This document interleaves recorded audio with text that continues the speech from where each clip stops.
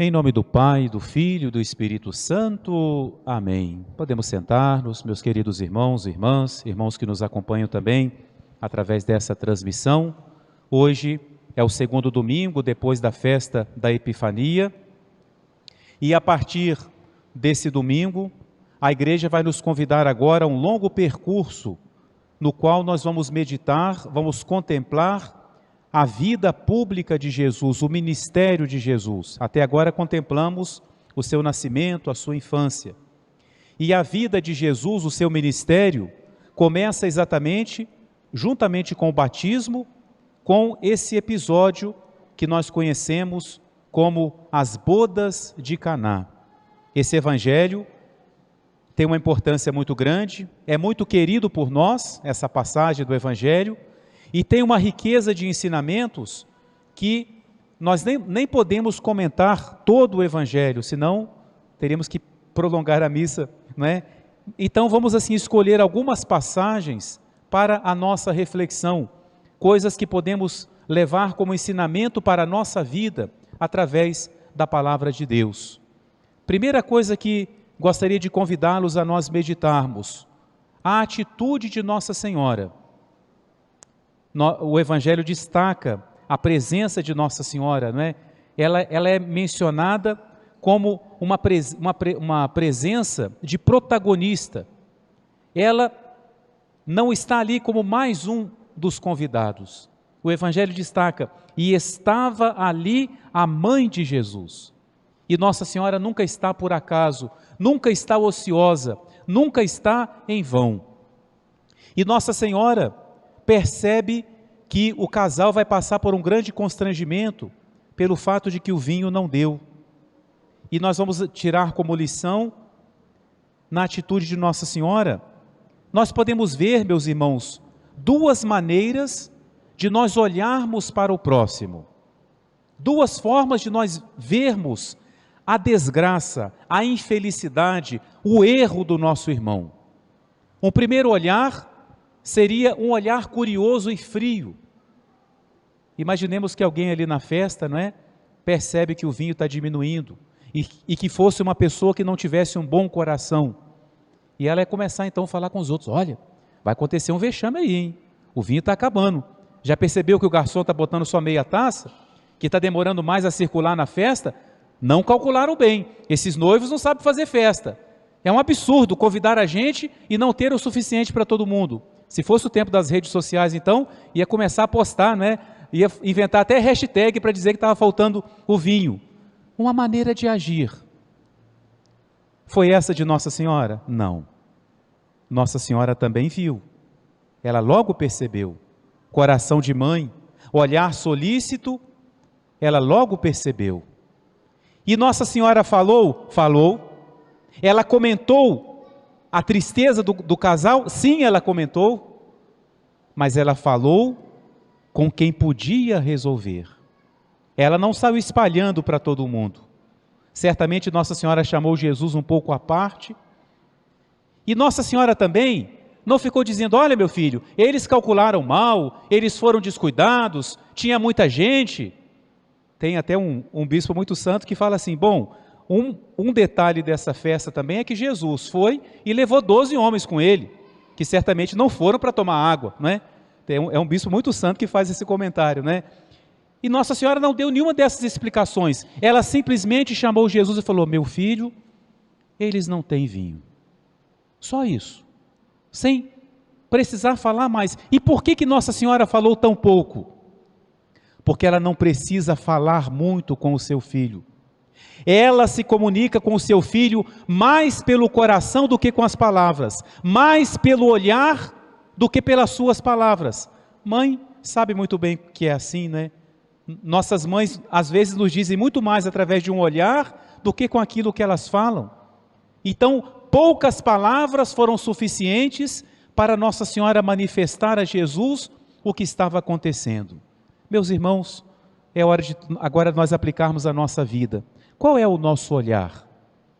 Como é que eu olho para o erro do próximo? Como é que eu olho quando acontece um vexame, uma coisa constrangedora? Não é? Qual é a minha atitude? Hoje, meus irmãos, existe, vou usar a palavra no sentido errado, é claro, né? Existe uma espécie de um carisma muito em voga hoje, que leva muitas pessoas a acharem que elas receberam a missão de divulgar tudo quanto é erro. E agora falo da nossa igreja, da Igreja Católica. Há pessoas que pensam que receberam de Deus essa missão. Tem um escândalo, tem um erro, tem que divulgar, tem que falar. Imaginem, meus irmãos, se na nossa casa nós começássemos a fazer isso. Porque a pessoa fala, não, tem que denunciar, tem que falar. Tá bom, vamos aplicar isso dentro da nossa casa. Um irmão seu tem um comportamento inadequado, você, olha aqui o que meu irmão fez. E você publica para todo mundo. Você humilha o seu irmão, o seu pai teve um erro, uma falha. Olha o que meu pai fez, olha o que minha mãe fez. Eu posso fazer isso? Por mais que eles tenham errado? Não. Não. Existe um episódio bíblico, é um parêntese um pouco agora ao comentário do Evangelho, mas que acho que vem ao caso do que eu estou dizendo, na história de Noé. E tem a ver com o vinho, não é? Noé, talvez ainda não conhecia bem o efeito do vinho, fez lá um suco, e o vinho fermentou, o suco fermentou, Noé bebeu e dormiu. Se embriagou, coitado, dormiu, e ficou lá meio descomposto, meio sem roupa. E um dos filhos de Noé, ao ver o pai ali caído, meio desarrumado, saiu contando para todo mundo, olha lá nosso pai, como é que ele está, e começou a achar graça e contar para todo mundo. O que os outros dois irmãos fizeram? A Bíblia nos diz, pegaram um lençol e foram de costas para cobrir o pai. Não tiveram a coragem, ou mais, tiveram o respeito de não olhar para o seu pai naquele estado, cobriram o pai. Quantas vezes nós precisamos na nossa vida usar o manto de Noé? Não é fechar os olhos, não, meus irmãos, não é querer acobertar erros, mas nem tudo tem que ser falado, nem tudo tem que ser divulgado. A nossa igreja, meus irmãos, já é tão humilhada pelos de fora, agora nós que somos filhos, vamos ficar publicando os erros de nossos irmãos, mesmo que seja de nossos pastores, de nossos pais. É assim que eu faço com a minha mãe, é assim que eu faço com meu pai. Eu quero humilhar mais ainda a igreja. Pensemos nessa atitude. Falo porque isso hoje é muito comum. Não, tem que denunciar, tem que falar. Falar com quem? Quando você divulga isso, quando você posta, você leva alguém a crescer na fé? Você leva alguém a amar mais o padre, o bispo, o papa, a igreja? Ou você termina levando a pessoa a querer se distanciar da igreja? Qual o resultado do que você está fazendo? Nós temos que aprender de Nossa Senhora a falar sim, mas a falar com quem pode resolver. Se cada vez que nós queremos fazer um comentário, não é, uma publicação, o que seja, se cada vez que quiséssemos fazer isso, fôssemos correndo ao sacrário mais perto de nossa casa, e ficássemos 5 minutos diante do Santíssimo dizendo, Jesus, eu estou aqui para rezar pela igreja, ela é minha mãe, e ela é tão humilhada hoje, ela sofre tanto com os nossos erros, eu estou aqui para oferecer, pedir perdão pelos meus erros e rezar pela igreja. A atitude de Nossa Senhora, falar com quem pode resolver. Pois bem, adiantemos no Evangelho para refletir sobre outro ponto, a resposta de Jesus a Nossa Senhora. Claro que primeiramente parece que Jesus negou o milagre, mas Nossa Senhora conhecia Jesus e ela entendeu que ele não negou. Nós às vezes interpretamos como uma negativa porque não entendemos o sentido das palavras que Jesus disse. Muitos falam, não, Jesus disse que não ia fazer o milagre, não chegou minha hora, não chegou minha hora de fazer milagre. Jesus não disse isso. Ele não disse, não chegou a minha hora de fazer milagre. Não, a minha hora, a hora de Jesus, é uma expressão que tem um sentido muito preciso. Toda vez que Jesus fala, a minha hora, ele se refere ao quê? A fazer milagre? Não. A pregar? Não. Ele se refere à cruz. A hora de Jesus é a sua paixão. E toda vez que o Evangelho usa essa frase para falar de Jesus, queriam apedrejá-lo, mas não fizeram porque não tinha chegado a sua hora. A hora de Jesus é a cruz. Então, em realidade, meus irmãos, Nossa Senhora pediu a Jesus um milagre. E Jesus pediu a Nossa Senhora algo muito maior. Olha o sentido da resposta de Jesus. Nossa Senhora fala: meu filho, eles não têm vinho. Jesus fala: ó mulher, no sentido bíblico da palavra, aquela mulher prometida por Deus, ainda não chegou a minha hora. Ou seja, a partir do momento que eu começar a fazer milagres, a partir do momento que eu começar a agir como o Salvador enviado, eu começo um caminho que vai terminar na cruz. Ainda não chegou essa hora. Se a senhora me pede o milagre, a senhora tem que permitir. Como Abraão, que estava disposto a sacrificar o seu filho, a senhora tem que permitir que eu me encaminhe para a cruz. Olha o sentido da resposta de Jesus. Ele não recusou o milagre, mas ele disse para Nossa Senhora: minha mãe, se eu fizer esse milagre, eu estou começando um caminho que vai terminar na cruz, porque não existe Jesus milagreiro. Jesus não veio para fazer milagre, não, ele veio para salvar, e como um dos sinais de que ele é o Filho de Deus, ele faz milagres. Mas a força, a eficácia de tudo que Jesus faz, vem da cruz, e tudo está relacionado com a cruz. E Nossa Senhora, ao insistir no seu pedido, ela está consentindo que seu filho comece esse caminho. E de fato, depois das bodas de Caná, Jesus vai para o deserto. Já aconteceu o batismo, e Jesus vai para o deserto, onde ele vai ser tentado. Vai começar o combate. Depois virão as incompreensões, a perseguição, até que vai culminar na hora da cruz. E vejam outro detalhe: não chegou a minha hora, e Jesus então antecipa essa hora. O que ele faz? Ele transforma a água em vinho. E quando chegar a sua hora, o que ele vai fazer? Ele vai transformar o vinho no seu sangue. Tudo está ligado.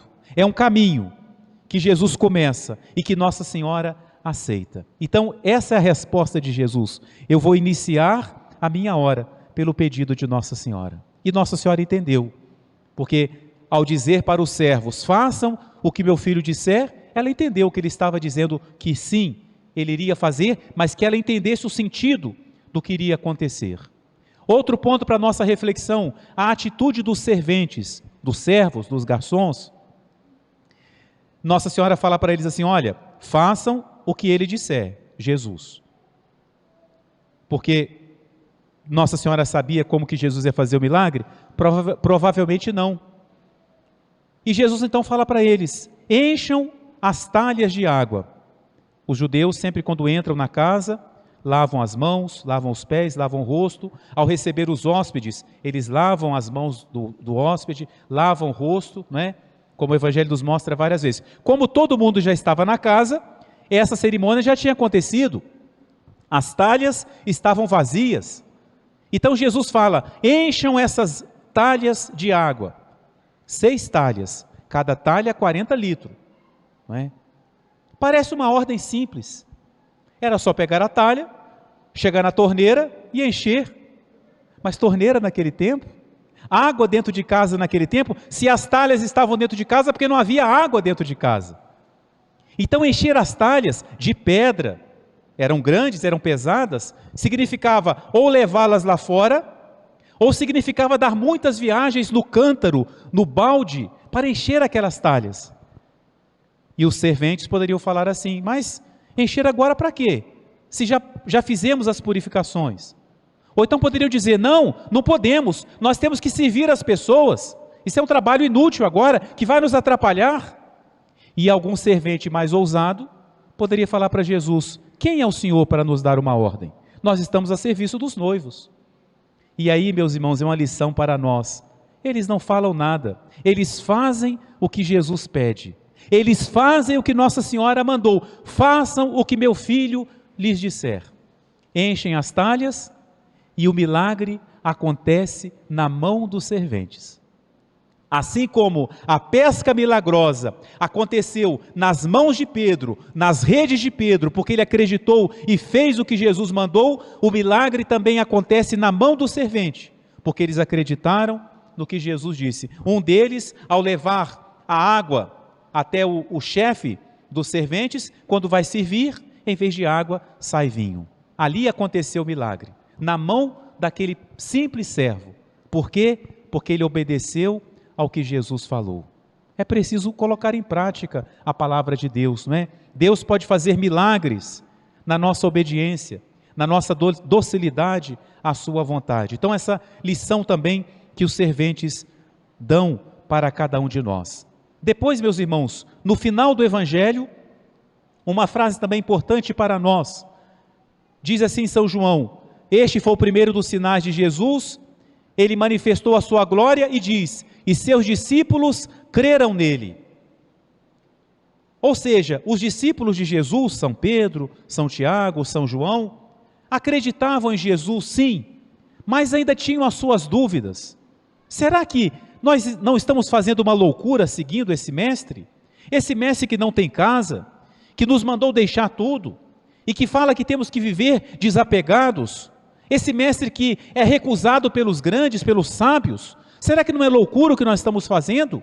Será que realmente ele é o enviado de Deus? A partir desse milagre, as dúvidas não existem mais. Ou seja, Nossa Senhora alcançou de Jesus 2 milagres: a transformação da água em vinho, e mais importante, o fortalecimento da fé dos discípulos. Olha o papel de Nossa Senhora. Os discípulos que duvidavam, que ainda tinham alguma hesitação ao seguir Jesus, agora não tem mais, porque eles viram que Jesus podia fazer, e Jesus fez o milagre, porque Nossa Senhora pediu, foi pela intercessão de Nossa Senhora. Finalmente, meus irmãos, nós voltamos agora às palavras de Nossa Senhora. Nossa Senhora é aquela que sempre pede por nós, ela é sempre a intercessora, ela sempre tem esse olhar atento, preocupado.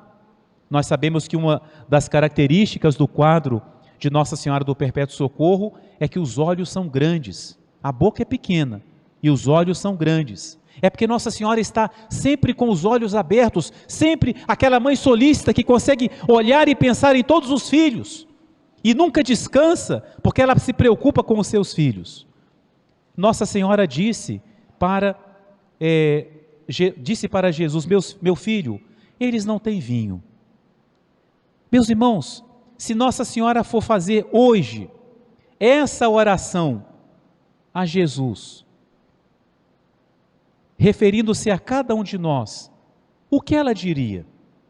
Se ela usasse essa mesma oração: meu filho, ele não tem. O que Nossa Senhora diria para mim, com relação a mim, com relação a você?